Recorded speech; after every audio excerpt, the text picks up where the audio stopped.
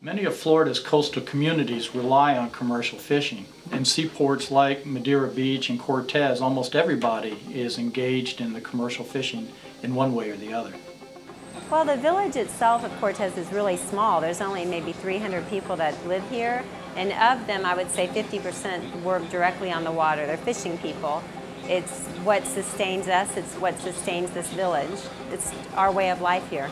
Grouper is one of the fish that is most readily identified with Floridian culture, and that fish is a very popular mainstay in the Floridian diet.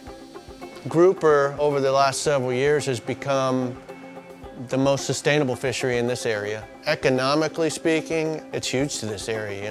Because of our tourist season, all the restaurants and people just depend on the grouper for making a living. These fish are typically caught with longline gear, which allows the fishermen to catch large quantities of fish in short periods of time.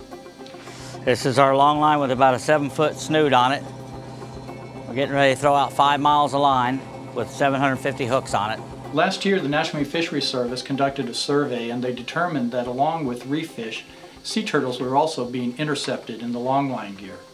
The government, acting responsibly, moved to quickly shut down the fishery. Well, the community was pretty devastated over it.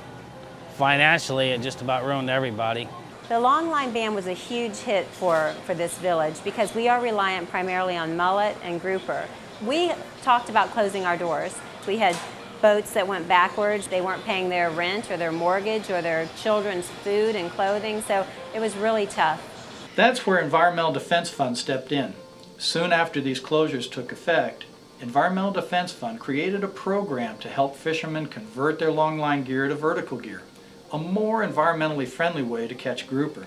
We converted most all of our boats thanks to EDF with the conversion funds that helped us. We was able to purchase brand new equipment, good equipment, and give everybody a fair chance at trying to get through the learning curve of switching over to vertical gear. Environmental Defense was going to fund up to half of the cost of a gear conversion program by which fishermen could exchange their gear, the longline gear, to another type of gear which still allowed them to effectively fish but minimized any sea turtle interactions. It's 12-volt powered, this electric rate is here, and we put it all the way to the bottom, and then we bring it up there right off the bottom a little bit until we get a bite or a fish. And when you get that fish, you just mash that button and it brings that line to the surface.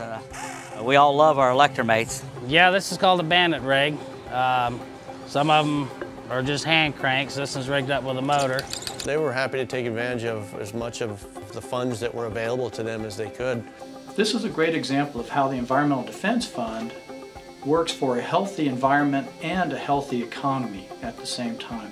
You don't have to choose between the two. You can have both. The program actually helped stimulate, I think, the entire community a little bit, from us all the way through to the fish houses, and then ultimately the fishermen. It's nice to see somebody coming out and actually trying to help the fishermen and help them to make ends meet during a period where they weren't able to do anything. Thanks to ED helping us with the conversion, we're in good shape. We got to go catch fish and make a little money. That's how it helped, because you put guys to work where nobody else put them to work. No government programs put us to work. Nothing. They shut us down. EDF helped us fish.